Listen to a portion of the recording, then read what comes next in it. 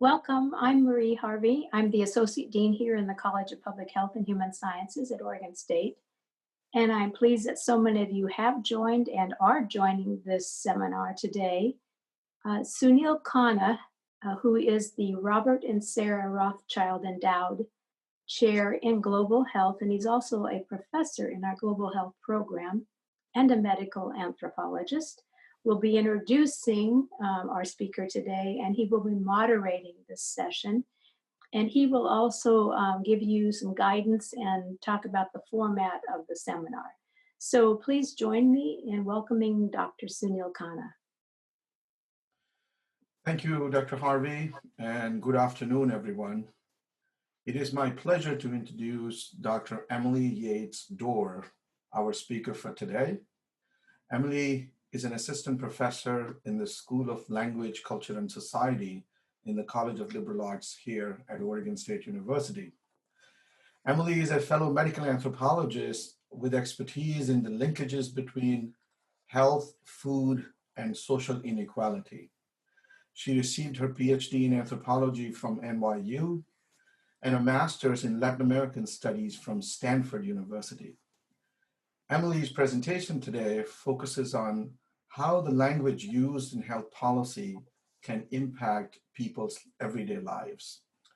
The presentation is entitled, "Stay Healthy, Stay Happy is a Dangerous Language." Just one brief note of housekeeping before I welcome Emily is that if you have questions for Emily, please post your questions in the QA box that you should be able to see on your screen. At the end of the presentation, I will read your questions to Emily. So without further ado, please join me in welcoming Emily.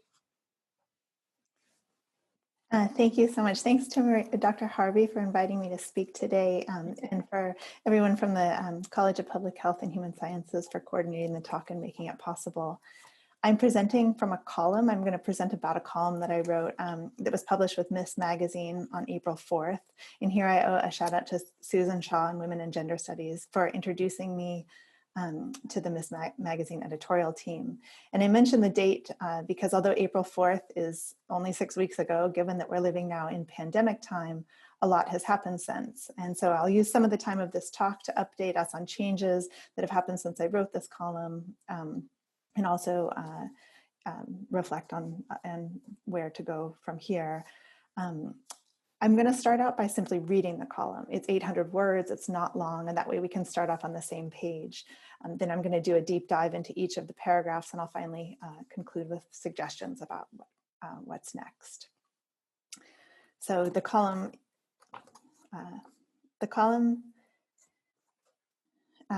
okay, so "Stay home, stay healthy" has become a slogan of the moment. The phrase responds to a clear and urgent need to reduce contact between people to keep the novel coronavirus from spreading faster than our hospitals can respond. Yet this is a careless way to encourage physical distancing. As a medical anthropologist with expertise in how people interpret health policies, I am worried about the broader social implications of normalizing expressions like "stay home" and "stay healthy." They reinforce misconceptions about how many people live, with the risk of doing more harm than good. So first, let's consider stay home. Homelessness is not a minor problem, but widespread in the US today. More than 500,000 people go homeless every night, many of whom have hidden their precarity. I teach at a top research university where many students appear to be well off.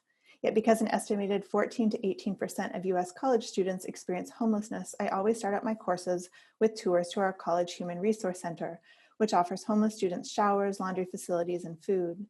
At least a few of my students inevitably make use of these services before the term is over. Homelessness is also felt most acutely by people of color.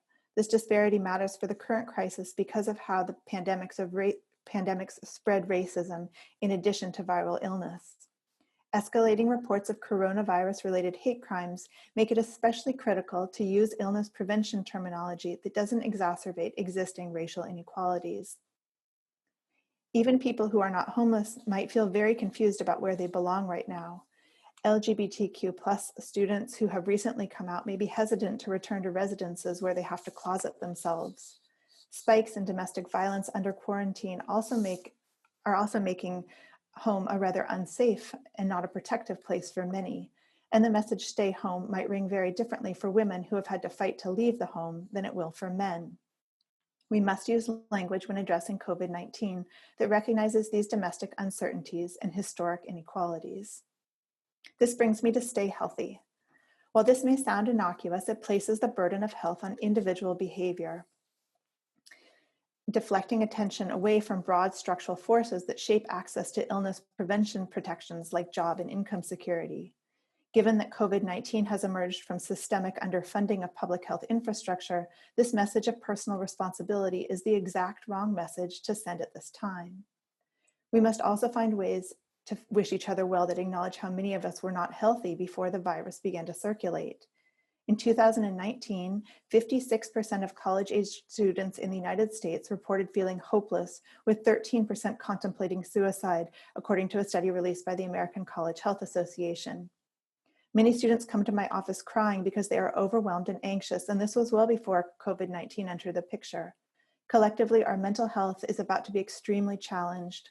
This is not the time to understate its importance in our messaging about the virus. Disability rights scholars have forcefully challenged the widespread embrace of health as a default status. Chilling policies are currently in the works that deprioritize disabled people's lives, both when it comes to hospital care and educational rights. Clauses in the recent stimulus package place the Individuals with Disabilities Education Act under threat. Especially right now, we shouldn't be using the phrase "stay healthy," given how this erases or minimizes some disabled people and the vital role they play in our communities. It might seem that there are bigger problems to focus right now on subtleties of language. Yet one lesson to learn from COVID-19 is that small things can have large and deadly effects.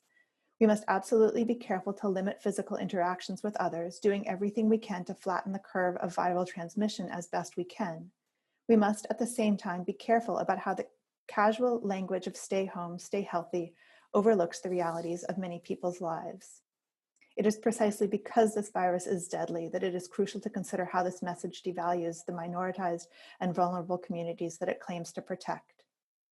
If you are very close with someone, by all means, use the terms that make sense to you, but in casual conversation, consider expressions that acknowledge how many of us at this moment are not healthy or not okay. So that was the op-ed, that's the argument. And what I'm going to do during the time that I have remaining is to unpack it. And I'm going to put myself here in conversation with the works of numerous anthropologists. I really appreciate you bringing, Sunil, you being here as a medical anthropologist and also being invited to speak to public health workers. And I'm going to bring many of my anthropological colleagues to kind of support me in the conversation. I want to begin because this is such a kind of politically fraught topic, just by saying that, so when I wrote this, "Stay home, stay healthy" was the slogan. It was, Kate Brown had a press conference, "Stay home, stay healthy." The ultimate policy that was released in Oregon was "Stay home, save lives," which is a bit different. But at the same time, Washington State was also declaring their policy to be "Stay home, stay healthy." And it was something I was seeing frequently in the news.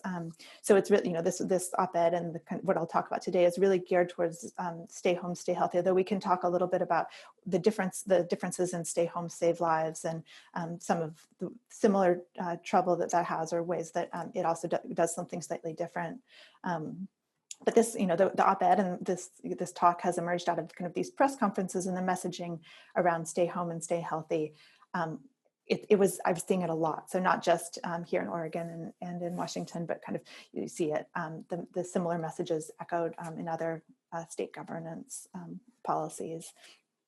I want to underscore that what I say in the beginning, that this is not a message to take coronavirus casually, or to think that this is not a terrible problem. There's nothing here in my argument that says, okay, now let's relax. We don't need to be very, very worried about what's coming. Coronavirus is not a conspiracy.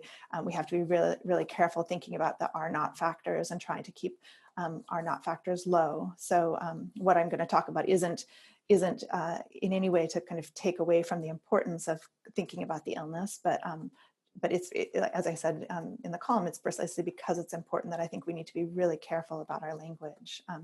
This idea that language is not secondary, stigma is not secondary, that it must be considered along with the policy messages. Let's see if I can. And I also want to give a shout out here.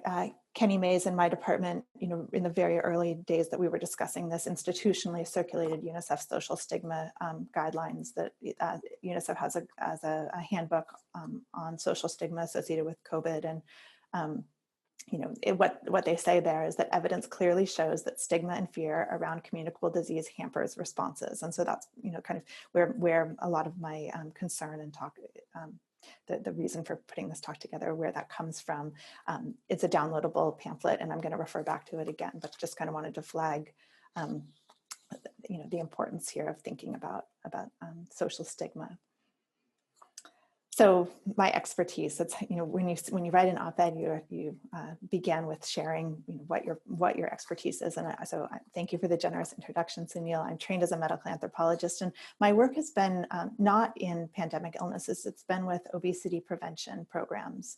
And yet I am going to make the case that there's a lot that we can learn, both about ways that policies become shaming and put responsibility on individuals when broader structural issues are in play, that we can learn, that I've learned from obesity policy, that gives me a reason for being able to talk to public messaging around coronavirus.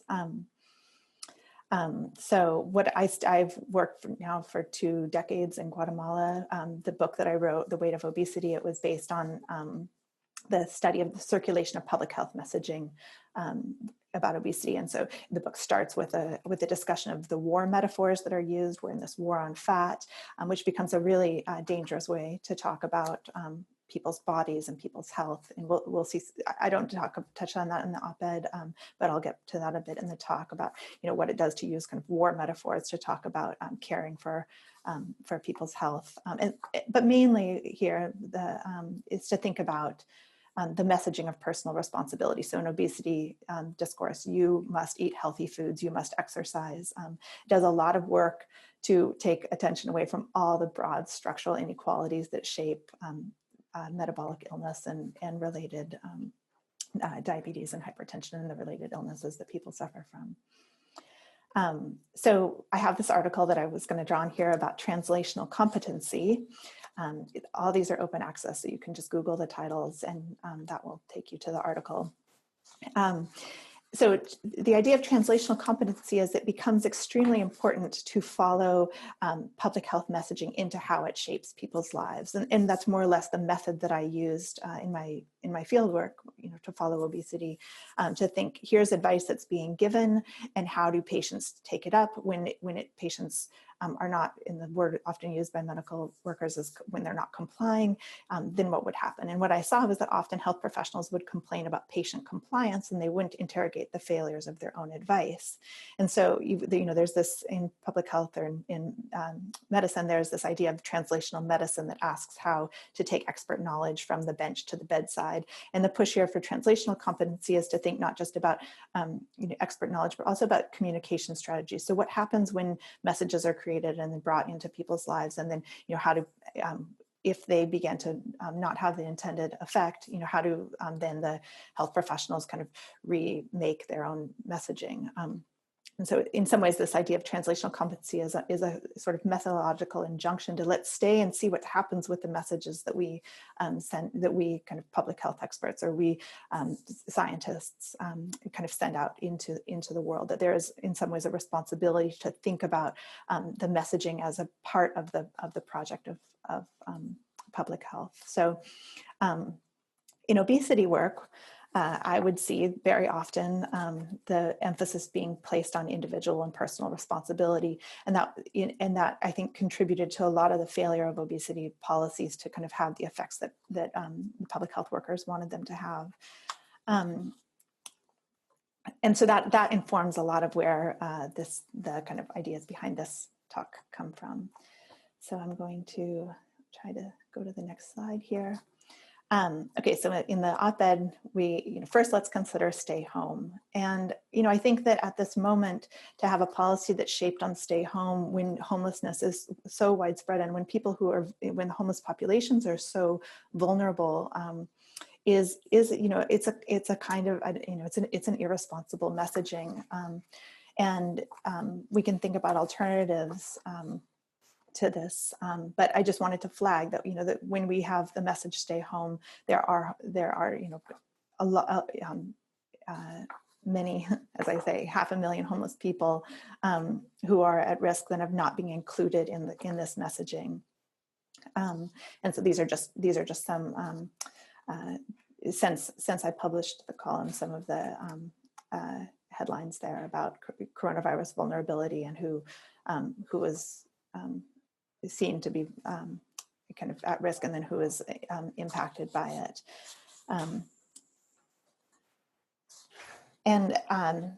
I think that I see this as an educator where, the statistic that is there is 14 to 18% of US college students experience homelessness. And just to share some of my experience as an educator, I take my students to the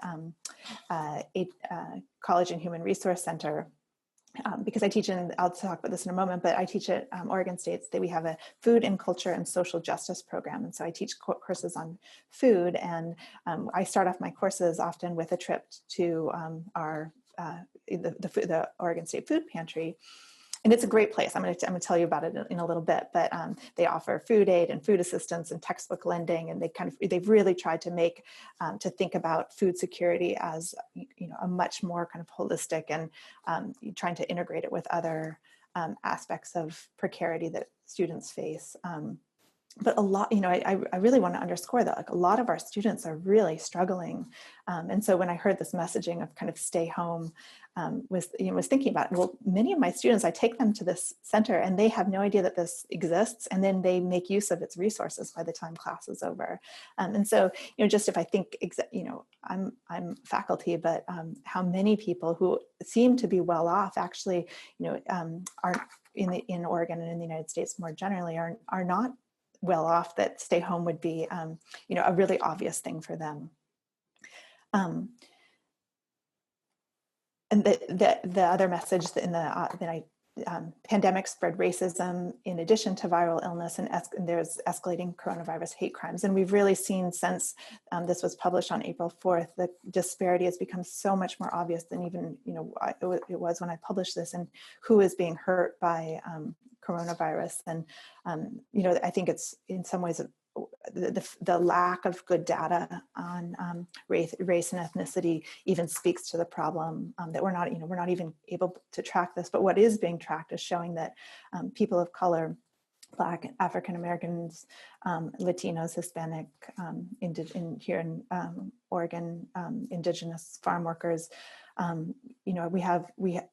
this is absolutely an illness that is we're seeing incredible marginalization across the lines of race and ethnicity. And so we really want language and messaging that attends to that.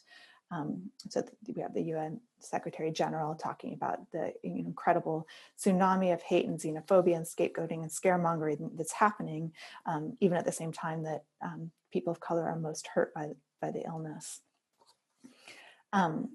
I was, as an educator here, and I don't know if others have this experience, we were the call to stay home was being put on Oregon right as our students were being released for spring break. And I had many students who did not know where home was, who weren't sure where to go, who were worried that they were perhaps themselves infected and were going to go home and infect their parents. And there was a lot of uncertainty in my students' lives about kind of, where you go to find kind of to do the best thing that you could do for the safety of others. I wanted to give a shout out to Dr. Adia Benton, who's an anthropologist who studied Ebola care. And she's been saying since the beginning of messaging on COVID, she's been active. I encourage you to follow her on Twitter. She's given a lot of talks, and she's been saying that we really have to pause the narrative that home is necessarily safe. That there is a lot of ways that inside homes are huge sources of transmission. And Jim Young Kim, another anthropologist, also a medical doctor and former head of the World Bank, had a New Yorker column where he draws on the expertise of public health programs in South Korea to talk about the kind of 5 things that are necessary for the containment of coronavirus. And one of those is medically supervised isolation. And he says you can't stay home if you don't have any food. This is from his article. You can't answer a call from a contact tracer if you have no minutes on your phone or no phone at all. You'll need reassurance that you'll be able to have support. And he says that the countries in Asia that have succeeded in fighting the virus have provided this kind of support, and often helping people who are infected either stay home or providing designed facilities so that people who are sick can go and can be safely isolated outside of their home with medical supervision, which of course requires money and staff, but is the kind of investment that will be in his evaluation is necessary for really containing coronavirus. And I think one of the things that we've seen is that people who can stay home and have a spare bedroom and minutes on their phone are much safer. But if you're quarantining in your home and your home is shared with many other, in the case of farm workers, many other community members, that's not really a safe containment strategy, and one that I think that we really need to think about in our messaging. So then there's this issue which is incredibly obvious to me, and I feel like most people, but is elided in the idea of stay home, which is that you're just seeing huge spikes in domestic violence under quarantine. The UN put out a policy brief calling this the shadow pandemic, which is the violence against women and girls during COVID-19. Even the name of this policy, the violence against women and girls, underscores how transgender youth are, becoming, that they're not included in this policy brief in the language of it. You can see the way that the transgender community will be incredibly, here it's called incredibly vulnerable, I think, incredibly discriminated against in the policies, and kind of the shaping in the language of the policy. And speaking as a college educator, many of the LGBTQ plus students who attend my classes might have come out during college, and it's not safe for them to come home. And so this idea of just stay home, it's clearly not necessarily even safe to do that. And so, I just want to underscore that, and I had this point too, of being told as a woman to stay home when you've been fighting for, the right to not be at home also has a kind of different ring to it. And there's just a need to attend to these complex histories when we make policy and kind of craft policy languages. So this takes me to stay healthy, I started having this feeling when people were just signing their emails. I was seeing other educators sign their emails to students or to me, with the kind of ending stay healthy, and I every time I would get a message that would say, stay healthy, I would think, there's a lot of assumptions in that about kind of where we are in our baseline, and also about individual capability to keep oneself healthy. So here in the column, I talk about this placing the burden on individual behavior and taking away attention to the broad structural forces that shape access to illness prevention policies. And I wanted to flag, because they've been doing some great work, Helena Hansen, Jonathan Metzl, Seth Holmes, and others that have been working on the structural competency. They've run 3 COVID-19 webinars. They're all online, and you can go and you can watch them. But this movement to structural competency, partly it came out of this desire to train health professionals to consider how illnesses emerge out of inequities in institutions and markets and healthcare delivery systems. They're trying to say, this, and it comes kind of as a talking back to training and cultural competency, that health educators also need to be trained in how health disparities are structured along lines of race and class and gender and ethnicity. And part of this is so that attention gets shifted away from individual actions and individual preferences and onto kind of these broader infrastructures that shape access to healthcare and other resources. I also here have cited a Harvard study that was, or Harvard article that was released talking about, and this is drawing on Nancy Krieger's work, just to say, you know, that what we're seeing right now is how the pandemic is highlighting these health inequities that have existed for many years. And I think we are, I'll get to this by the end, but you know, there's been a lot of celebration right now of essential workers, but it's also clear that many people of color have suffered the brunt of the burden of COVID because you know, they're essential workers, but they also have no choice. And I think that, you know, kind of the recognizing that people haven't had choice but go to work right now because there isn't job and income security, because there isn't access to sick leave, because there's not rent stability and safe living environments. We have no kind of universal health care so that the poorest people in our communities can access care. And so we've seen that who becomes essential in this moment and who is then, you know, becoming sick and dying is really, you know, really stratified by very long-standing things that people in public health have seen when it comes to health equity. So the stay healthy messaging, if it's not supported by, you know, a lot of policy action, becomes incredibly vacuous.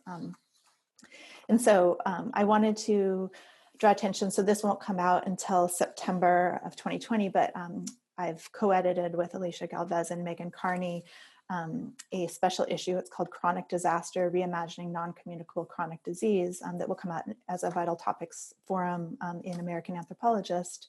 And it has, there's 19 essays in it. And all of us, we work on obesity-related chronic health issues, metabolic and dietary issues. But, you know, in all of our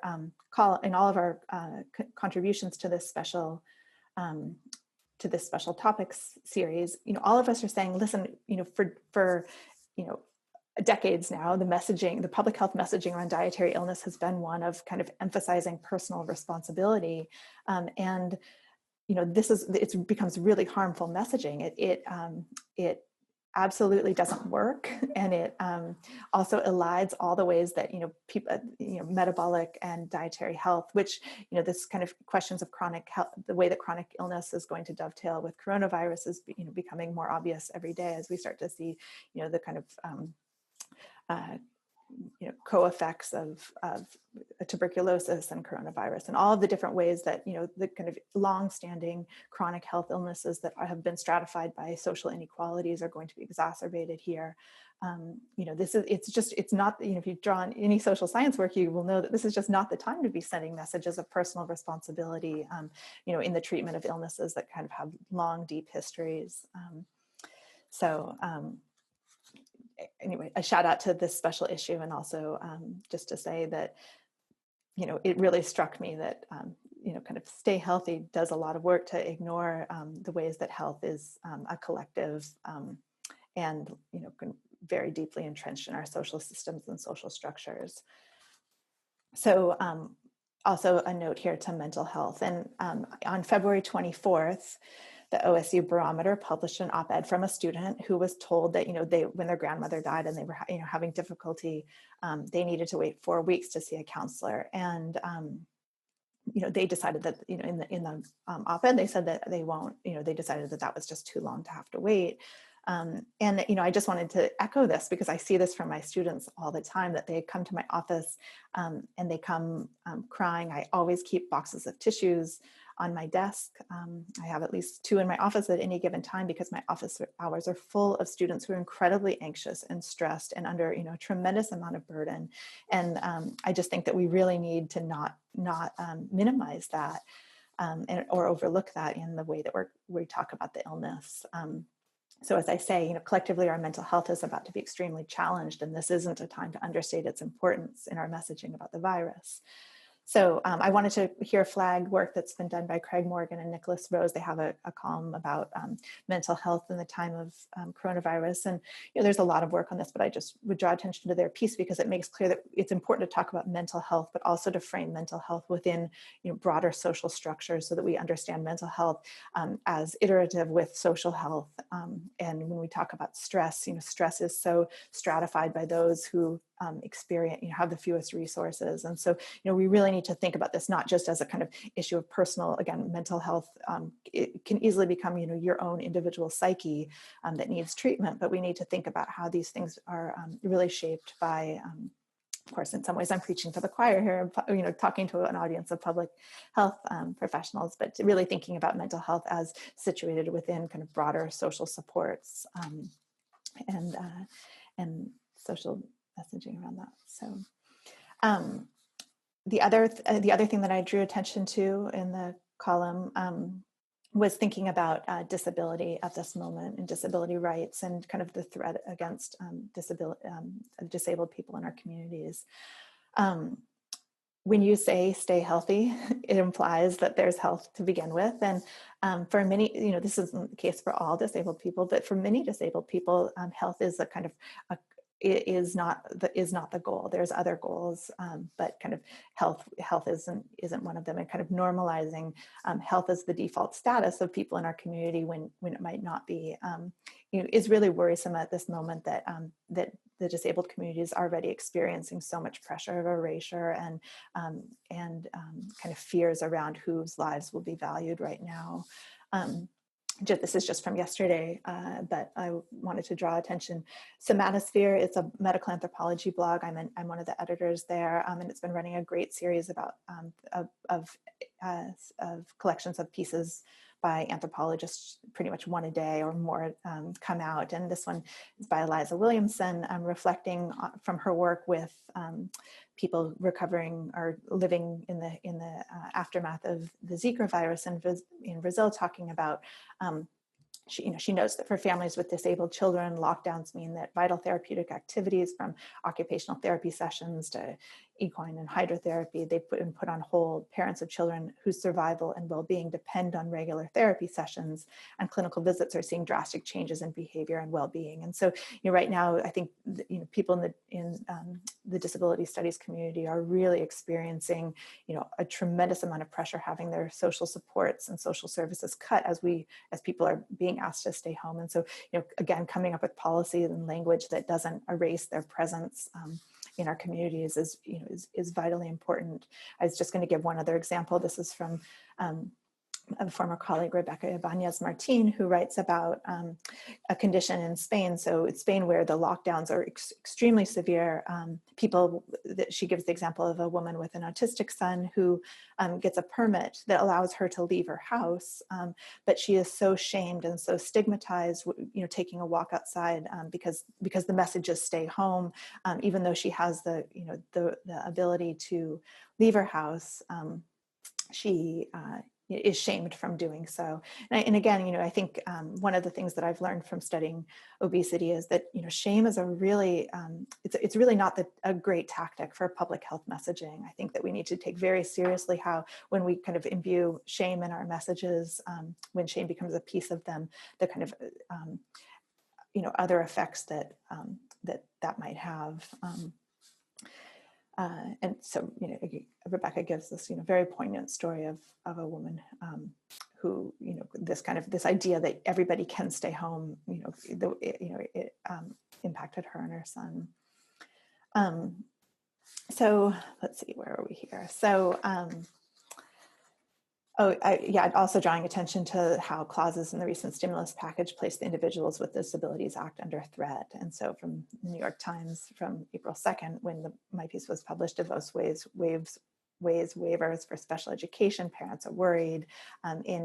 We've seen, if you follow Oregon news, how special ed families have really been impacted by the kind of requirement or the requirement or the kind of expectation that all families can do online education right now. And I think we're going, when schools start up, if they start up when they start up, what we'll see is that people with resources and people without disabilities, kind of will be at a much better place than people who don't have financial and other kind of means of support.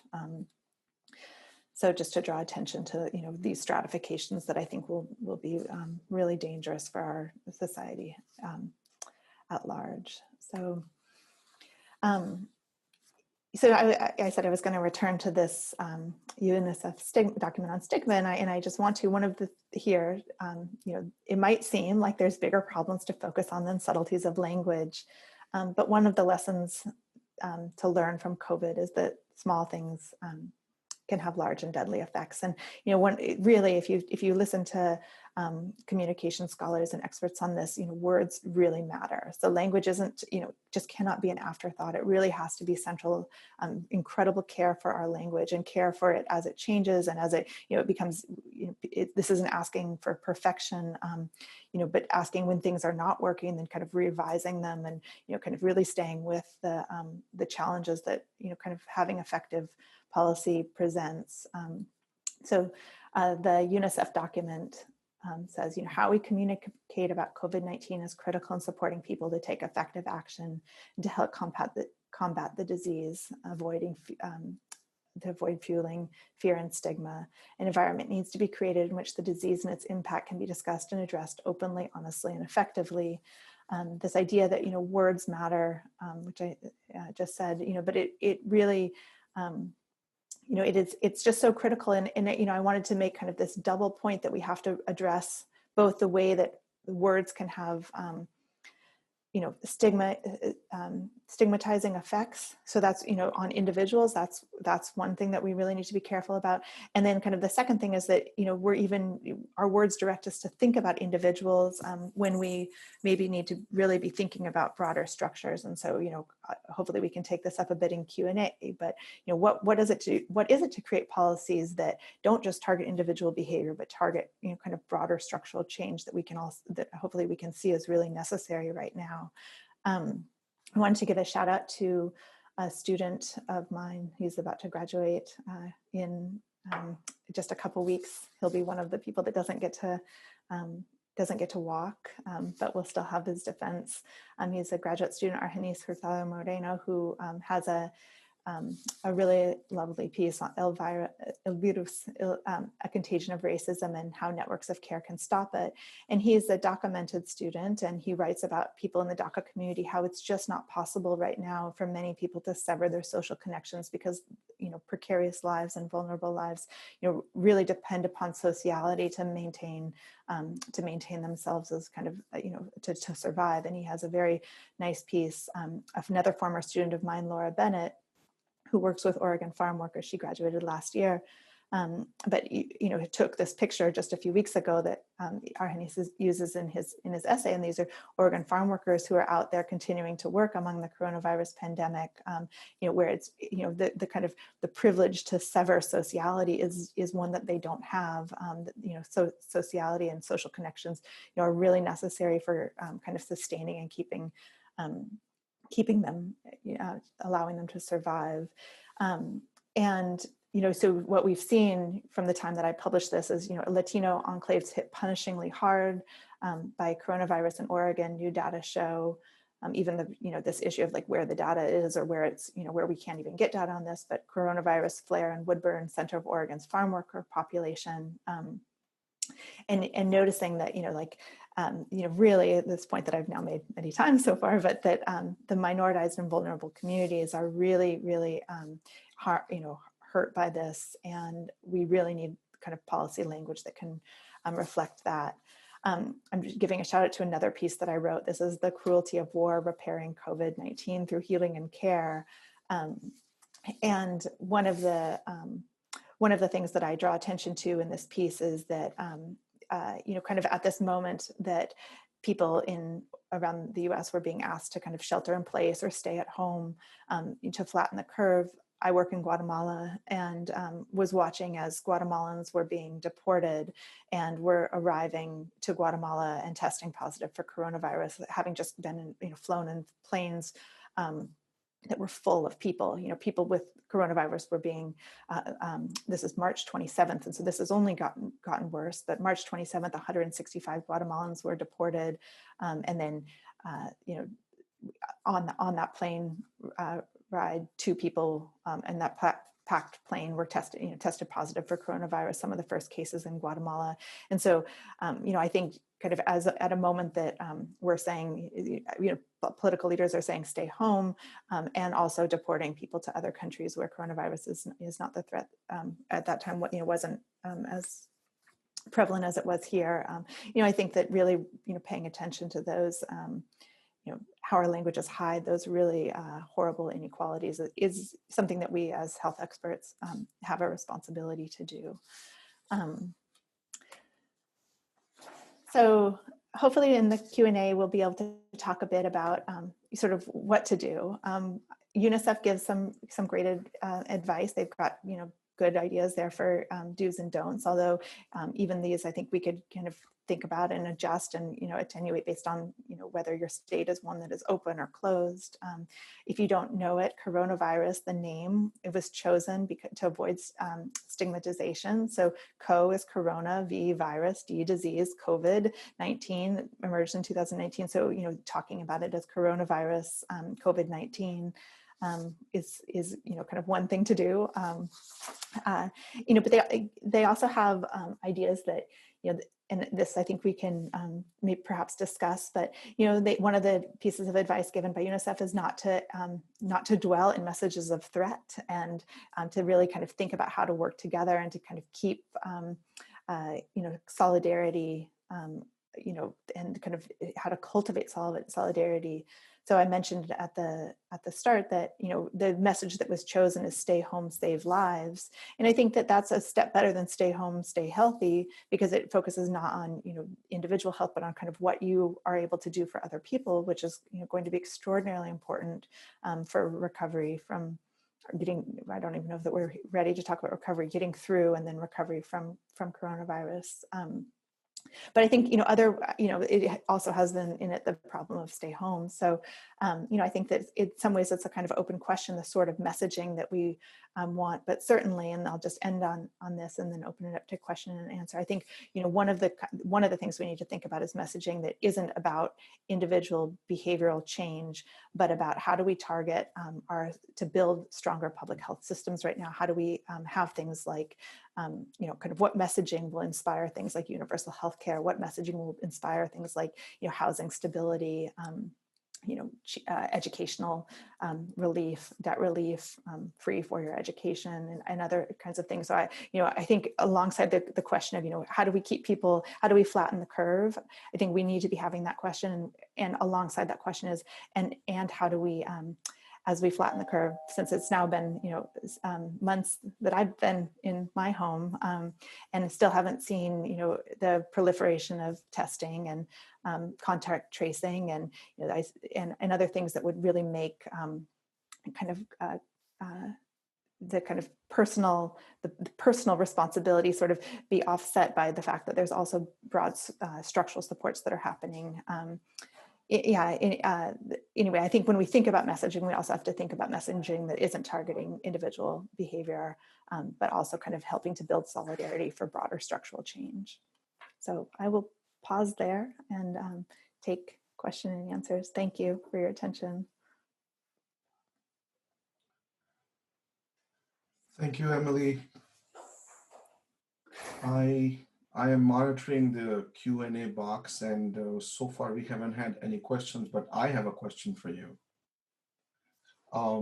So I really want to thank you for your presentation. And I mean, I was taking notes along the way, and it brought to light how we sometimes just use language without realizing the unintended consequences of it. And sometimes we kind of use language thinking more of a homogenized version of society. And you really pointed out what can be some of those consequences of that. Just related to this slogan that has been going around from the very beginning about COVID-19 is social distancing. And as an anthropologist, I mean, I personally find that slogan very troubling. So I'm just wondering, since you've talked about language, maybe you want to talk a little bit about, tell us a little bit about your thoughts on this particular slogan of social distancing. Yeah. So the anthropological line on this is that we don't call it social distancing, we call it physical distancing because of the need to build social solidarity. And, I am there, and I think that is important. I think at the same time that we also should think about how, for many people, physical distancing will imply social distancing. And so we also want to give language to the fact that right now I think many people, when I talk with my students, I'm so grateful. Can I say, one thing that gives me so much hope is that I've been teaching, and I just, there's so much inspiration among kind of students. I've got students in the field doing field work right now, and I just feel a lot of hope when I look at the not always young, but the kind of students who are being trained right now. But anyway, to the question, I think many people are absolutely experiencing social distance. And so, they're experiencing the kind of loss of sociality. And so it's important to sort of rebuild sociality in other ways. I think one of the things that we've seen a lot in the news about what Chinese and South Korea and governments have done to, in terms of their policies around the guidelines. And I would love to see more about how people are surviving, how people are kind of living, people who have now, have a few months more of this than we do, kind of what they have done to kind of build social fabric. So the party line as an anthropologist is that we say physical distancing, not social distancing, but I actually see a utility to sometimes naming it social distancing when people are experiencing, kind of intense social isolation, which I think many people are right now. So also being able to kind of name the aftermath of social distancing is going to be a need to really invest in social repair and to kind of strategize about how to build build our sociality back up once we return from we'll never return to where we were, but kind of once we are able to kind of interact again. Yeah. Thank you, Emily. We do have a question from someone in the audience, and the question is: do you have alternative phrases that we can use? Yeah. So I think the response of, well, it depends isn't going to be great, but I think I'm going to skip, because I anticipated this question. I anticipated, to say, it is about phrasing, and it's also, I'm going to, there's my thank you for your attention. Are you all still seeing my PowerPoints? Yes. So I teach in the Food and Culture and Social Justice program, and I had the pleasure of teaching this last week, this book, so it's on my mind, Bite Back, People Taking on Corporate Food and Winning. And one of the things that they say that works, to kind of change big corporate structures, to change kind of, if we think about social violence, how to work against, what we're seeing kind of as social violence. They say one thing to do is to change the narrative from fatalism to possibility, so it can feel really overwhelming to like that even action is possible, but to focus on the fact that there are things that we can do right now to combat the structural violence that we're facing. So we have a responsibility to kind of keep alive things that people are doing that are having effects. To encourage collective instead of individual action. So I think in the in whatever phrasing we use to kind of, if that's, let's fight for healthcare for all right now, which is certainly something I think would be important. What we can see from coronavirus is, the incredible importance that everybody has healthcare for the kind of good of all, to think about how we kind of build collective solidarity into our messaging. They also say that it's important to find alliances across differences to advance social justice agendas. And so, I don't have like, here's the slogan to use instead, except for possibly something like, healthcare for all. But I think whatever messaging we do, really needs to have this idea of, building a collective within it. Okay.